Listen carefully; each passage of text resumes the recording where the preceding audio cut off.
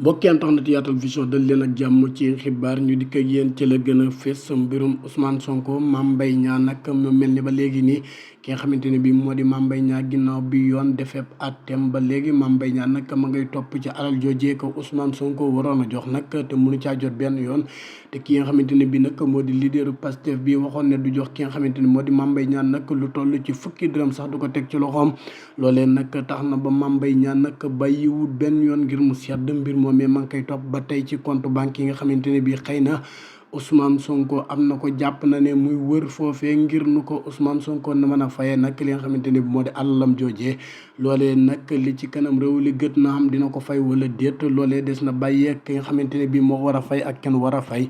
ba xam na la wànnent di mujj ak ay gëtam moom Ousmane Sonko ak digganteem ak ki nga xamante ni bii moo di Mame Mbaye Niang moomee ginnaaw bi ko Ousmane Sonko waxee ne dafa luubal alal loolee nag ca la ko yoon daane woon moom mii di Ousmane Sonko. foofee ca Ziguinchor niki nag suba ci àllarba ci alxames ji ci leen war a nag sëgg ci ay mbiram ca palais de la justice boobee daal di xam ne nag ba xam moom mii di Ousmane Sonko na xam dana bokk nag ci élection yi ñu dëgmal waaw wala déet suba lay leer ci alxames bi foofee ca Ziguinchor dëkk bi nga xamante ne bii nag moom mii di Ousmane Sonko moom moo jiite nag li nga xamante ne bii moo di mairie boobee ca Ziguinchor moom Ousmane Sonko ñu ne ko ràtt nag ci kaso bi waaye lam-laamee ndax dina bokk wala du bokk.